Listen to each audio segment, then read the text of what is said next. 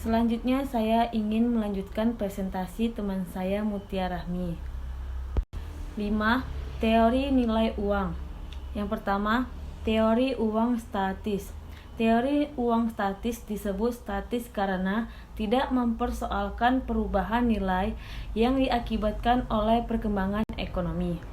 Yang termaksud teori uang statis adalah: yang pertama, teori nominalisme, yaitu uang diterima berdasarkan nilai daya belinya.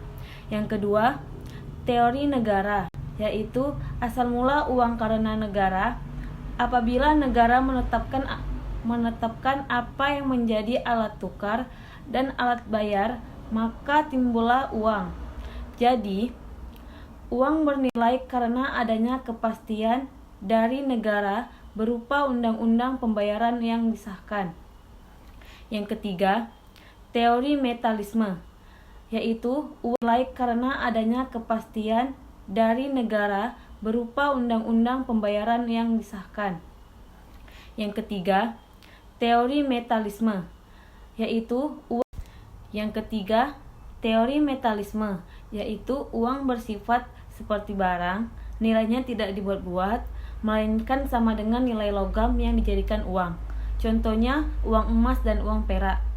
Yang keempat, teori konvensi, yaitu teori ini menyatakan bahwa uang dibentuk atas dasar pemutakan masyarakat untuk mempermudah pertukaran. Yang kedua, teori uang dinamis. Teori ini mempersoalkan sebab terjadinya perubahan dalam nilai uang.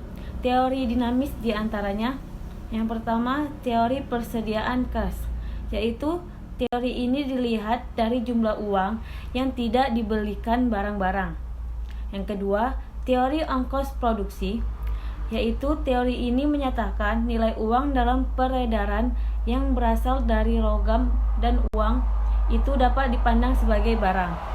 Yang ketiga, teori kuantitas dari David Ricardo, yaitu teori ini menyatakan bahwa kuat atau lemahnya nilai uang sangat tergantung pada jumlah uang yang beredar.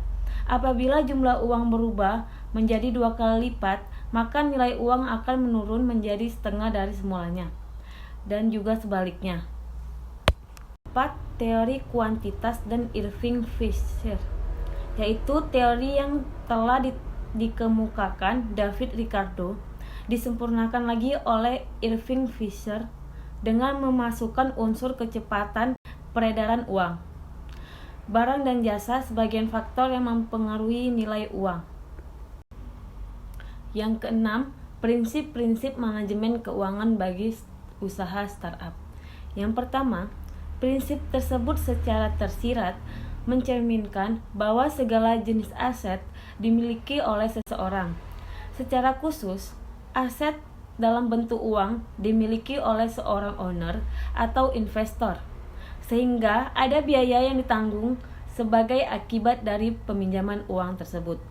Yang kedua, prinsip ini masih memiliki kaitan dengan prinsip pertama, yaitu dalam hal risiko, seperti yang sudah menjadi pemahaman umum.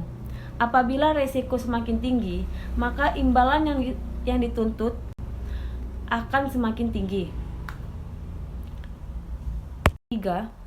Prinsip ini pada dasarnya menekankan optimalisasi aplikasi akuntansi bagi kinerja arus kas usaha bisnis. Prinsip akuntansi yang diterapkan dalam transaksi bisnis dapat memberikan gambaran kepada wirausahawan mengenai kerja bisnisnya. Yang ketujuh, uang sebagai pendorong aktivitas ekonomi. Uang adalah salah satu ukuran kesuksesan dan kekayaan seseorang.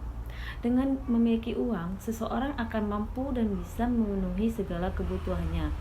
Dengan melihat orang lain memiliki uang yang cukup, maka dapat dipastikan bahwa orang lain mungkin akan terdorong atau termotivasi untuk memiliki uang lebih, yang juga akan mendorong aktivitas ekonomi suatu negara. Jadi, pertanyaan saya, menurut teman-teman, bagaimana hubungan antara uang, emas, dan perak? Sekian dari hasil tugas presentasi kami. Lebih dan kurang kami mohon maaf. Wabillahi taufiq wal hidayah. Wassalamualaikum warahmatullahi wabarakatuh.